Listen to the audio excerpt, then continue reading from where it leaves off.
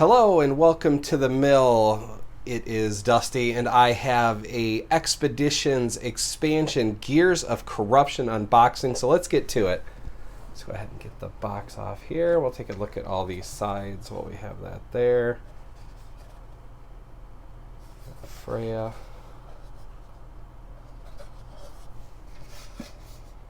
And I am not even going to try and pronounce his name, although I think it's like Balion or something like that.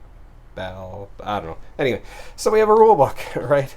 We have the new solo Automa mode rules, and these are already available on the website.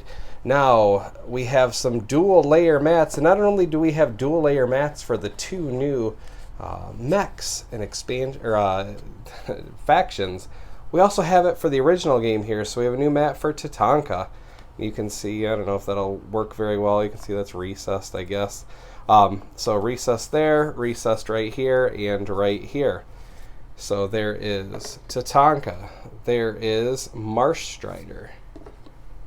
We have Odin's Wrath right there. I'm going to forget how to pronounce words now. That's just what's going on. We got the Scarecrow. That's one of our new ones here. We have the Highlander.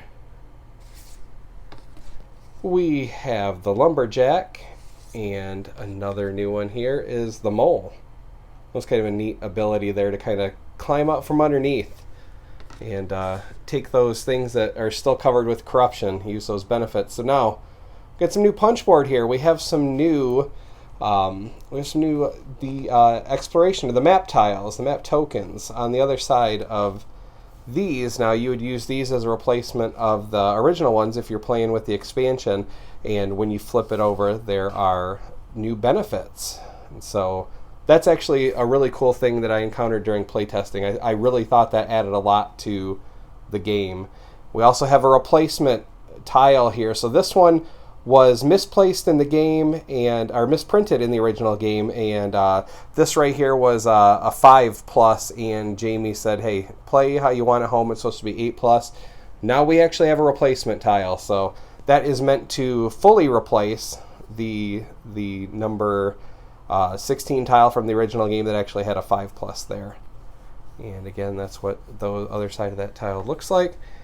And the back of the box says you just get a green one for this new faction, a new tile here, but it actually is for all of the mechs. They have new rings that are supposed to fit better to help with kind of some of the sliding off. So in this case, I should have mentioned I am unboxing the Ironclad edition, so you can see I have the silicone snaps and some metal mechs. But before I get to those, this is our new I just called them I just called them gold workers, but they actually serve a really cool kind of wild, they're hero workers.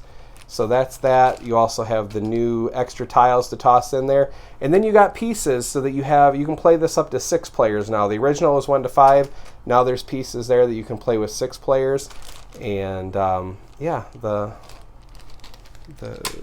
gold workers, those the hero workers, ended up looking pretty good. I'll toss that right there. And we have new cards, so let me go ahead and get those out for us to take a look at here. So let's go ahead, and we got Bjorn. Bjorn is back from Scythe. We have Mox. I know my friends Jen and Jamie are going to be particularly happy about that. Freya. And Loki is one of our new companions. We got Return from Scythe. And there's the Balion. New Zephron looking crazy. That bear. That infection, that corruption is really problematic here. We also have the new mechs with, and what these are is like kind of like the starting power. Really nice to actually have some starting resources to begin with. Go ahead and go through these here. And then we have some reprints to fix some typos, and also some new cards. Some new strong abilities here. The Tesla Mega Charger, Sword of Nogai, the Eagle, Ancient Wine. Nice little reference there to Oh my goodness. Of course it's going to happen to me. Why am I forgetting? Viticulture. Wow. That's crazy. The tainted medallion. And then these are cards that show you where the corrupted mech is going to work, where it's going to move to for the Automa. Automa is really easy to run for this corrupted mech. It's a really cool idea. I really love that. And this is just, you know, some cards for some solo cards to run with the expansion here. And then this is just the corrupted mech reference cards so that you can, you know, be reminded of how to play with that corrupted mech there. And then this is some, you know, player reference cards for your 6th player. And again, that's how to use the corrupted mech, how it arrives in the solo game. So that is the new cards there. Let's go ahead and take a look at these new mechs. So here we got Scarecrow. That's what Scarecrow looks like. Take a look at all sides here. There's that. And then here's Mole. Navigating underground.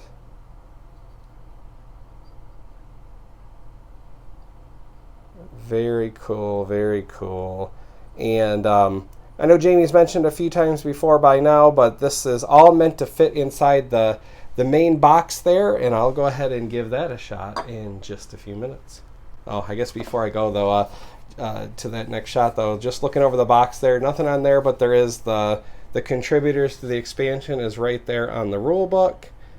And then the back of the box looks something like this. And when I said, oh, it mentions only just the one green snap ring, references to that right there, but there is a full set. That's not an accident. You're meant to have those. I would imagine this will be fixed on future printings. But yeah, let's go ahead and see how this all fits back in the main box. All right, so I have Expeditions here with Gears of Corruption packed in.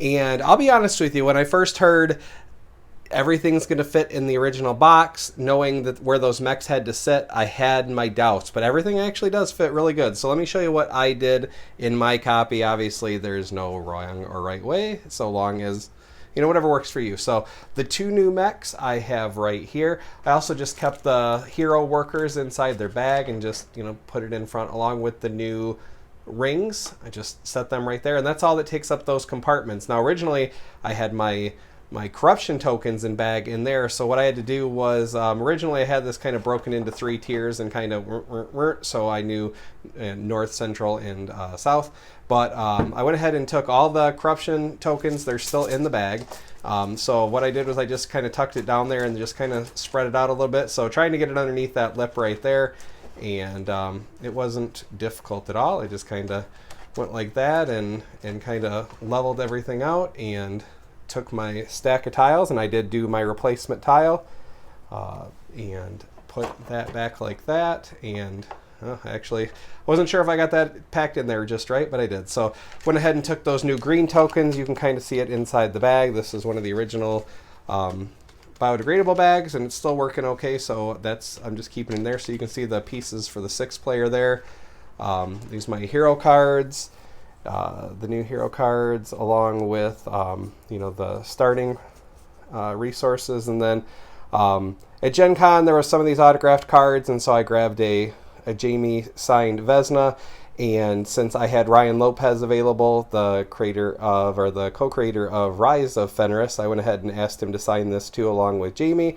So yeah, I have those in there, my heroes extra, so you can see some of the new card types for the corrupted mech. So that's all in there, along with you know, all that extra good stuff. I do keep my, you know, my Guile and my Force tokens, or I'm drawing a blank on what that's called just a moment. That's that card. I don't have anything tucked under there, although I could. And set that right there. Put that right there. And had plenty of room. Now, if you sleeve your cards, I do think this is probably going to be a problem. But if you don't, like me, because you say, hey, they have a great replacement policy, then you're good here. So I have the new the map tokens right here, and then I just kept them in there with the originals, because you're still going to want the originals for some of the other powers. Put the new coins in there, and that was that. Now, the new 2-layer mats, I obviously took out the old ones. Those are not going to fit, so you can toss those in your Gears of Corruption box if you decide to keep it, but those fit right on top, and better than I thought. You know, Jamie mentioned that with the risers, he didn't think they would, but I mean, the risers are pretty much as flat as normal paper, just a little bit. So I don't see how that'd be an issue, but not using the risers at all, what kind of nice. I can put the expansion rules right there, fits perfectly, and then yeah, then that's really kind of what you got going on there. And then there's your topper to keep everything in place, and then I got my little journal and accomplishment sheet, and then the regular rules, and then, you know, base camp, and there you go. That's how I went ahead and reboxed my copy of Expeditions. So hopefully that's helpful. If you have any questions, or, you know, while I'm doing this spiel, I'll show you some of the playtest cards. That's what those looked like originally, so that's kind of cool. I still had those laying around, so I decided to show you what they looked like in playtest. Probably not the earliest playtest, but by the time it rolled around later, that's what that looked like. And you can see the original worker icons on there. So yeah, that was it for the unboxing, reboxing of Expedition Gears of Corruption. Until next time, take care of yourselves and each other. Thanks for watching. Bye.